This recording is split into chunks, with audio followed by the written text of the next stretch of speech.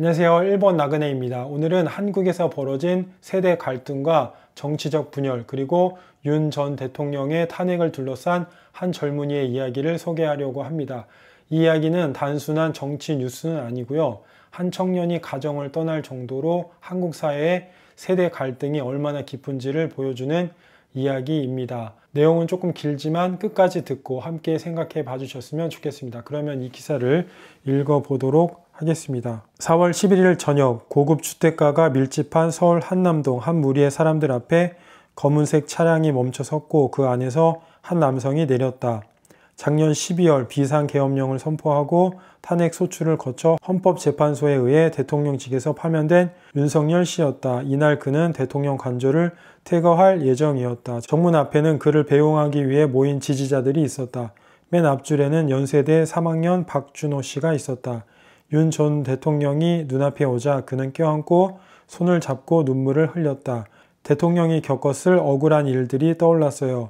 지금 박 씨는 내란을 주도한 혐의로 재판을 받고 있는 윤 씨를 지지하는 대학생 단체에서 간부를 맡고 있다. 윤 전 대통령의 지지자들은 전통적인 언론 매체에 대한 불신이 강하다.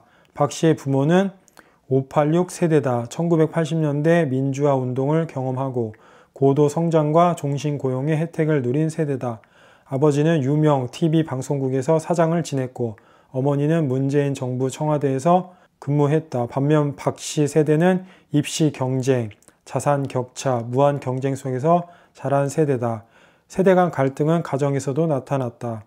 특히 어머니가 관여한 문재인 정권에서 벌어진 조국 사태는 갈등을 더욱 심화시켰다. 조국 전 장관은 자녀의 대학 부정 입학 등 12가지 혐의로 기소되었고 이 사건은 젊은 세대의 분노를 불러일으켰다. 박 씨는 그날 짐도 안 챙기고 집을 나왔다고 말했다. 바로 자신의 24번째 생일이었다.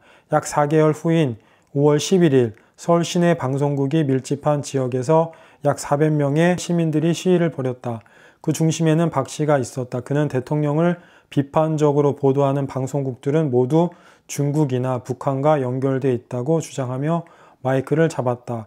한편 박 씨의 부모는 문재인 정권을 옹호하며 윤 전 대통령의 탄핵을 요구하는 방송국 앞 시위에 참여하라고 권유했다. 반면 박 씨는 탄핵 반대 집회에 나가기 시작했다. 윤 전 대통령이 비상계엄을 선포했을 당시 여론은 일제의 비판 일색이었지만 박 씨는 반드시 이유가 있을 것이라고 생각했다. 그러나 부모는 그를 구구라고 단정 지었다.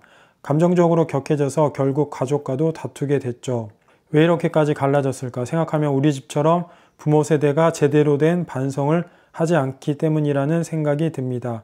그래서 이 나라는 망가진 거예요. 6월 3일 치러질 한국 대통령 선거를 앞두고 분열된 사회 속에서 고민하고 있는 청년들의 목소리에 귀를 기울일 필요가 있습니다.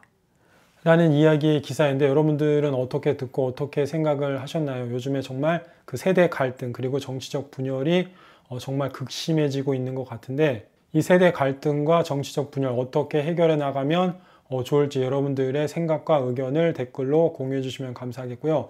이번 영상은 여기까지입니다. 이번 영상도 시청해 주셔서 감사합니다.